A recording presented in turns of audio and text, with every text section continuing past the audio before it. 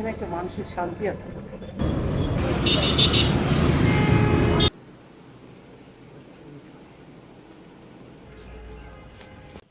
এখন আমার 8 to 7 পর্যন্ত পুরো সময়টা অবশ্যই তবে লাইফে ব্যস্ততা থাকবেই।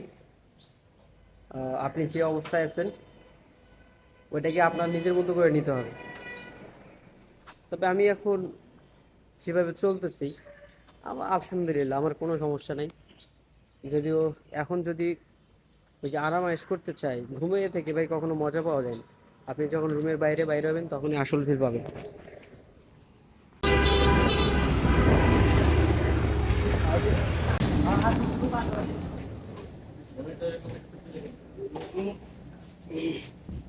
ভাইয়া আসসালামু আলাইকুম ওয়া রাহমাতুল্লাহ। ভাইয়া এদিকে একটু প্লিজ, আপনার কি মন খারাপ?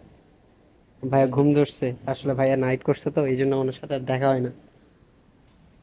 কি করা, জীবনে চাকরি তো করতে হবে, নাইট কি আর কি, সব কিছু মেনে 9, 15, 8 এই 13টা 2 বাজে, মানে 1টা 2 বাজে তো আমাদের টাইম। হ্যাঁ আচ্ছা, আসলে ইন্টারন্যাশনাল করে আছে তো এই জন্য। তবে দেখি এখন লাঞ্চ টাইম, আর যাবো এখন হচ্ছে গিলারচেরা মসজিদে ইনশাল্লাহ, ওখানে যে নামাজ পড়বো।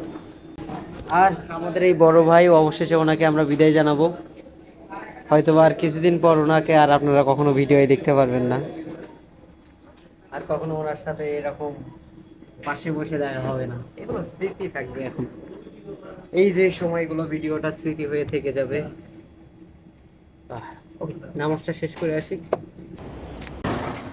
তবে একটা সময় আমি এই ম্যাচে, এই যে এখানে একটা ম্যাচ আছে, এখানে কিছুদিন ছিলাম লাইভ। এরপরে আবার